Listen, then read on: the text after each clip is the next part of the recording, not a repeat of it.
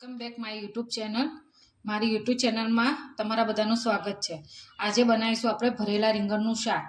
એના માટે મેં લીધા છે 250 ગ્રામ આ ગુલાબી જેવા રીંગણ આવે ને એ નાના નાના 250 રીંગણ લીધેલા છે. એમાં ભરવા માટે લસણ મરચાં આદુની પેસ્ટ, પછી ગ્રેવી માટે મેં ટામેટાની ગ્રેવી કરી નાખી છે.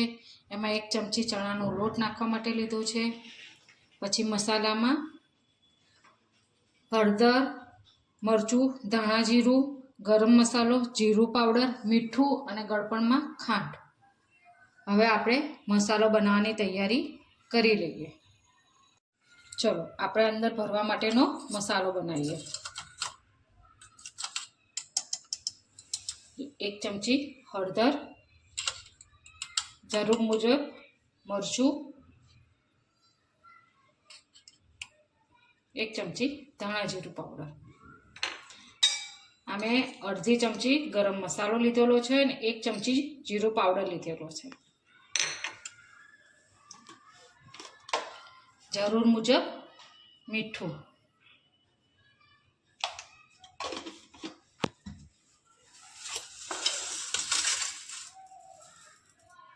હું 1 ચમચી ખાંડ નાખું છું.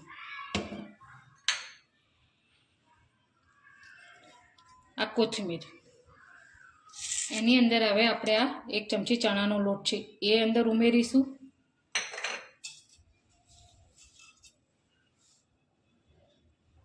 એક ચમચી તેલ. ગેસ ઉપર આપણે કુકર મૂકી દઈશું અને કુકરમાં આપણે હવે તેલ મૂકીએ. 3 ચમચા હું તેલ મૂકું છું. તેલ ગરમ થાય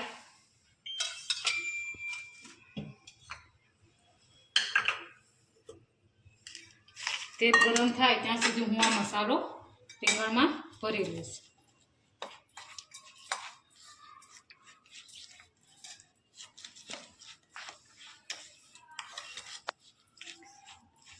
બરાબર મસાલો હલાવીને મિક્સ કરી દેવાનો.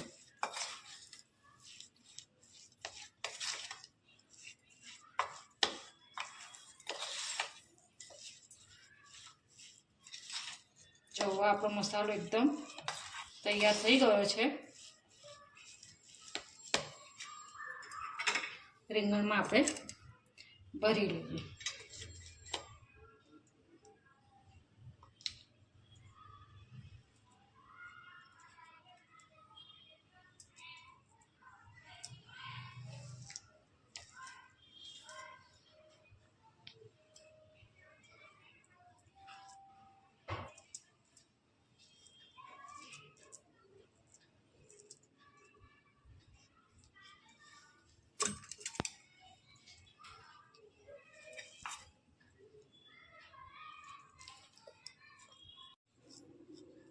જો મેં આવી રીતના બધા રવૈયા ભરી લેવાના.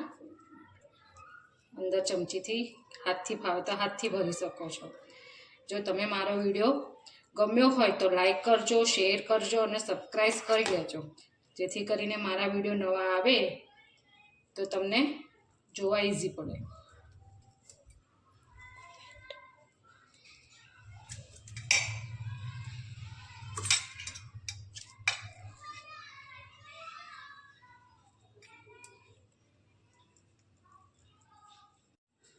જો હવે આપણા રવૈયા ભરીને રેડી છે.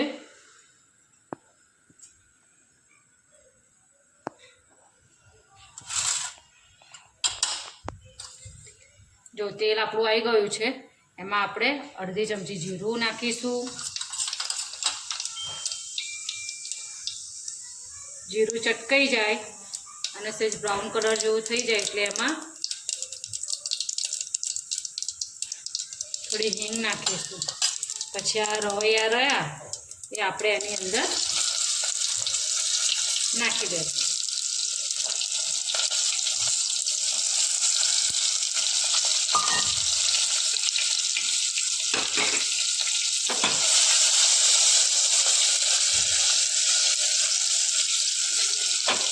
આપણે કુકર ચમચાથી હલાવવા નથી, આપણે કુકર જ આમાં ગોળ ગોળ કરવાનું છે. ને 2 મિનિટ આપણે આવી રીતના એને તેલમાં આ રવૈયાને આપણે થવા દેશે. જો આપણો રીંગણનો આખો કલર ચેન્જ થઈ ગયો. આ જે બાકીનો મસાલો છે ને એ આપણે આ શાકની અંદર જ નાખવાનો છે.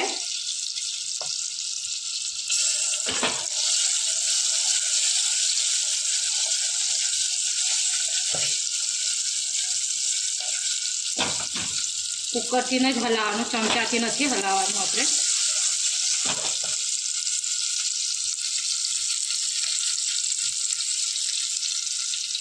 જો હવે આપણા રવૈયા આપણા તેલમાં બરાબર સસરી ગયા છે. હવે આ ટામેટાની પ્યુરી કરી હતી એ આપણે હવે અંદર કરી દઈશું.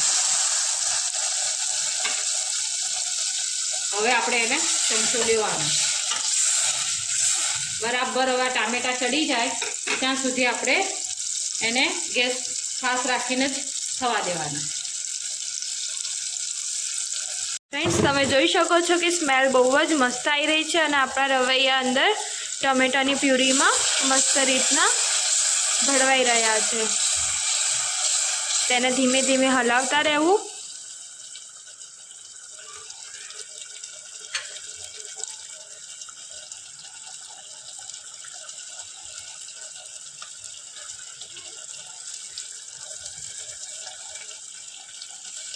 જો ફ્રેન્ડ, આપણે છે ને મસાલામાં બધા જ મરી મસાલા આપણે કરી નાખ્યા છે, તો ઉપરથી મીઠું નાખવાની જરૂર પડતી નથી. ટામેટાની ગ્રેવી મેં એટલે પ્યુરી કરી હતી ને એમાં પણ પછી પણ મેં મીઠું નાખ્યું નથી, એટલે એ ખાસ ધ્યાન રાખજો. તો હવે આપણે આ ઉપર તેલ આવી ગયું છે બરાબર. હવે આપણે બીજા મસાલા નાખવાના નથી, પણ જે આપણે આમ રીંગણની અંદર જે ભર્યો હતો ને મસાલો, એ જ અંદર મસાલો નાખવાનો છે. એ હવે હું નાખું છું.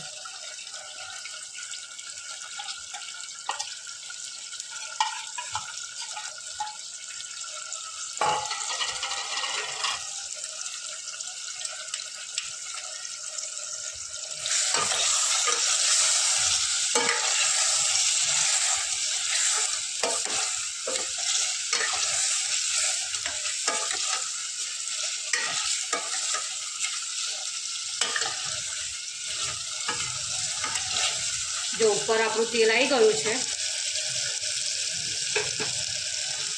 જો આવી ગયું ને. હવે આપણે એમાં જરૂર મુજબ પાણી રેડીશું. અમે એક વાટકી જેટલું પાણી લીધેલું છે. તમારે જોઈએ મુજબ પાણી રેડી શકો છો. હજી મારે થોડા પાણીની જરૂર પડશે.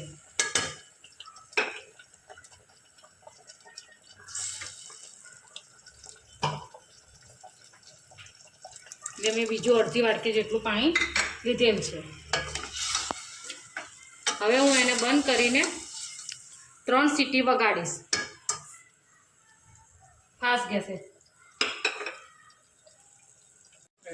હવે હું કુકરનું ઢાંકણું બંધ કરીને 3 સીટી વગાડી દઈશ ફાસ્ટ ગેસે. 3 સીટી પછી ગેસ બંધ કરી પછી ઠંડુ થાય એટલે ખોલું, એટલે હું તમને બતાવું. જો આ બાજુ આપણું શાક થાય છે ત્યાં સુધી આપણે બનાવી નાખીએ મકાઈના રોટલા. એની જો આ 2 રોટલાનો લોટ લીધેલો છે, એમાં મેં થોડુંક મીઠું નાખેલું છે, ચપટી. અને આ ગરમ પાણી છે. ગરમ પાણીથી હું મકાઈનો લોટ બાંધીશ.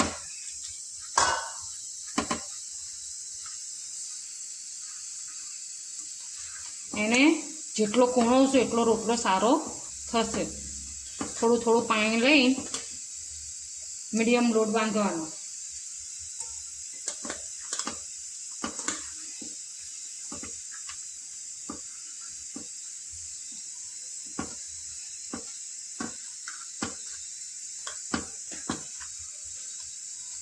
જો ગરમ પાણીથી બાંધશો લોટ તો મજા આવશે, તો ચિકાસ થોડીક જલ્દી એની બહાર આવી જશે. બાકી ઠંડા પાણીથી લોટ બાંધશો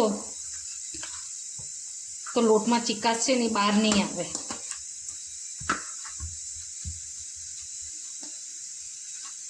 મકાઈનો લોટ પાણી બહુ પીવે.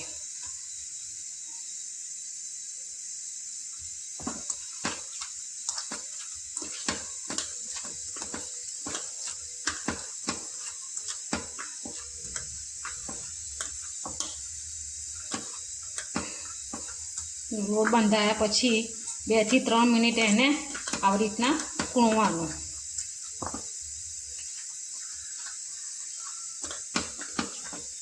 જો હજી મને થોડોક ટાઈટ લાગે છે એટલે હજી હું થોડુંક પાણી નાખીશ, 2 ચમચી જેટલું.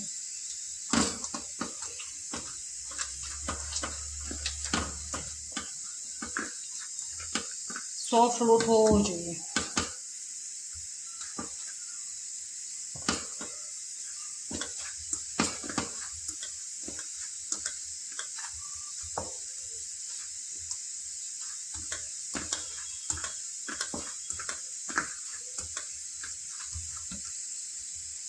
આપણે 2 રોટલાનો લોટ બાંધ્યો હતો એટલે અડધો ભાગ કાઢી એક કોર મૂકી દઈએ.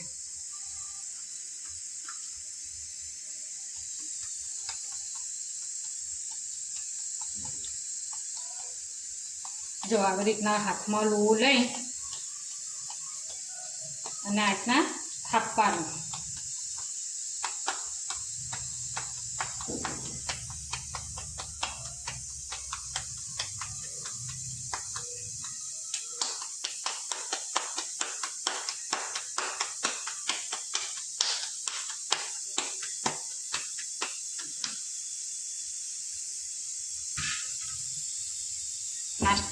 પાટલી ઉપર મેં આવી રીતના પ્લાસ્ટિક મૂકી દીધું છે. હવે એના ઉપર આ મૂકી દઈશ ને આ બાજુ મેં કલાડી મૂકી દીધી છે તપવા માટે અને આમ કરી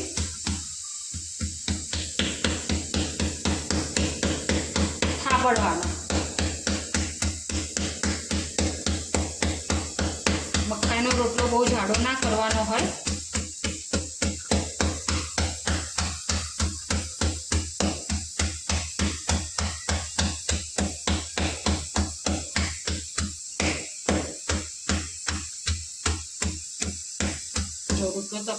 રોટલો મારો થબડાઈ ગયો છે. આ બાજુ મારી કલાડી ગરમ થઈ ગઈ છે. જો 2 હાથ વડે આવી રીતના કલાડીમાં નાખી દેવાનું. ત્યાં સુધી આપણે હવે બીજો કરીને તૈયાર કરી નાખશું. જો આ બીજો લોટ હતો ને એને આપણે થોડોક કૂણી નાખીએ.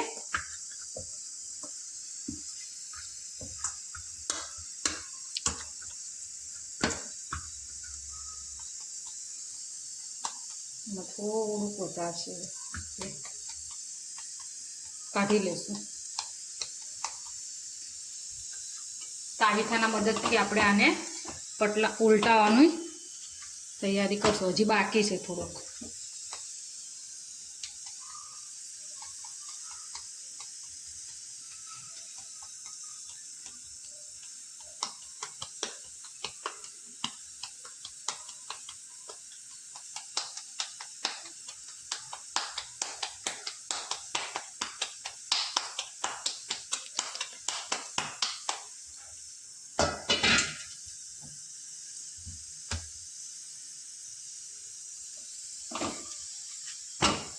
જો આપણે રોટલો પલટાઈ દીધો. જો તમારે આવી રીતના થાબડો ના હોય તો વેલણથી પણ આને વણી શકો છો.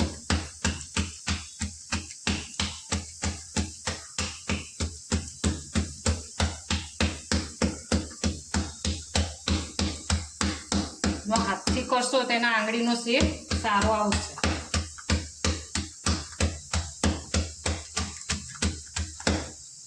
આ રોટલો થાબડતા થાબડતા આપણે આ રોટલાનું પણ ધ્યાન રાખવાનું છે.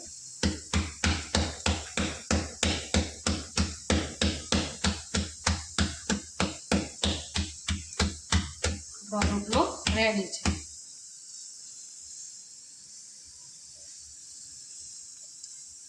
ફાસ્ટ ગેસે જ આને શેકવાનો, ધીમો કરવાનો નથી. આ મકાઈનો રોટલો ચડતા થોડીક વાર લાગે.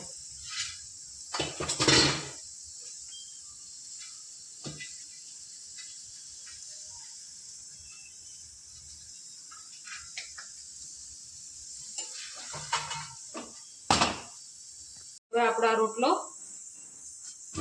થઈ ગયો છે. એક બાજુ શેકાઈ ગયો છે એટલે આપણે એને પલટાઈ દઈએ.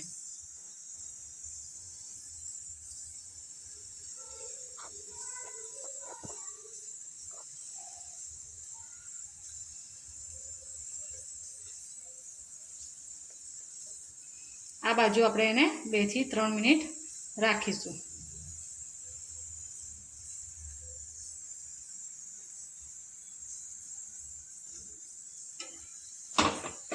જો ફૂલવા માંડ્યો ને આપણો રોટલો.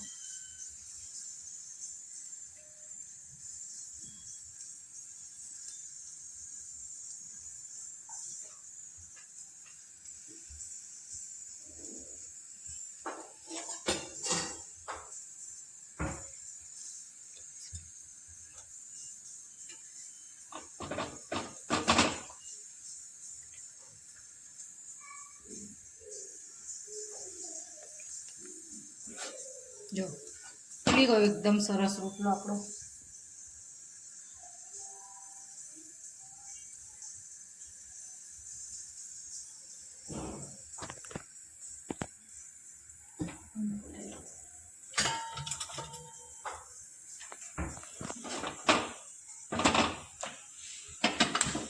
જો રોટલાને આપણે ગુલાબી ભાત પાડવી હોય તો આપણે આવી રીતના એને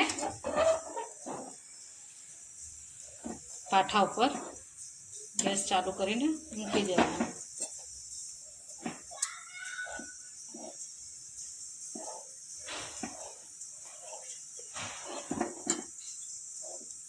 જો થાય ને સરસ કડક, આમ ક્રિસ્પી, આમ બિસ્કિટ જેવો થઈ જાય. કરીને રાખ્યો હતો એ પણ મેં આમાં શેકવા મૂકી દીધો છે કલાડીમાં. ફાસ્ટ ગેસે જ શેકવાનો છે.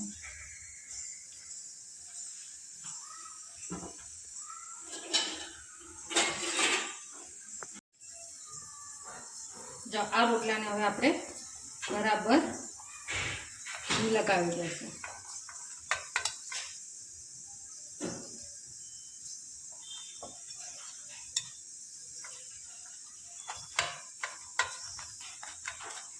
આવી રીતના કાપા પાડી દેવાના જેથી કરીને એટલે ઘી છે ને બધું રોટલામાં અંદર ઉતરી જાય.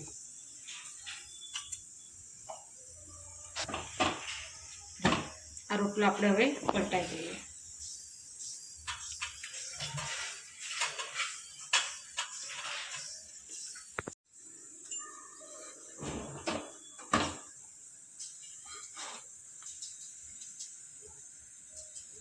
એ બાજુ રોટલો શેકી ગયો છે એટલે આપણે એને પલટાઈ દઈએ.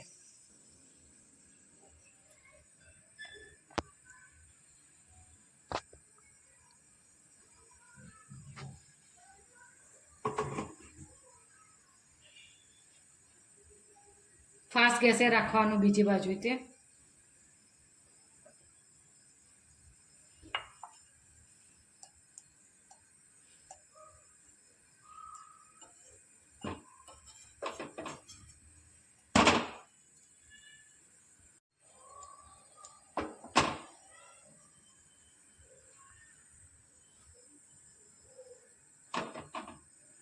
પલટાઈને 2 મિનિટ માટે આપણે એને રાખીશું. હવે આપણે એનો ગેસ ધીમો કરી દઈશું. જો તમે મારા ચેનલમાં નવા આવ્યા હોય અને મારો વિડીયો ગમ્યો હોય તો લાઈક કરજો, શેર કરજો અને સબસ્ક્રાઈબ કરજો, જેથી કરીને મને નવા વિડીયો મૂકવાનો ઉત્સાહ આવે. જો આપણો આ રોટલો શેકાઈ ગયો છે. જો આપણું શાક થઈ ગયું છે, એમાંથી હવા પણ નીકળી ગઈ છે. હવે આપણે એને કુકર ખોલીશું. જો આપણું શાક બનીને એકદમ રેડી થઈ ગયું છે. નીચે ઉતારીશું. ઉપરથી આપણે થોડી કોથમીર નાખીશું અને હવે સર્વ કરીશું.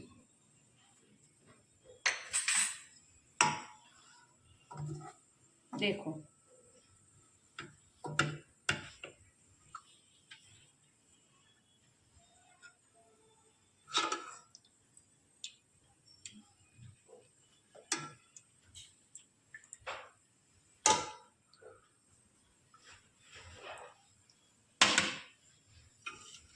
આપણે ઉપરથી થોડી આમાં પણ કોથમીર વપરાવી દઈશું. પછી સાથે રોટલો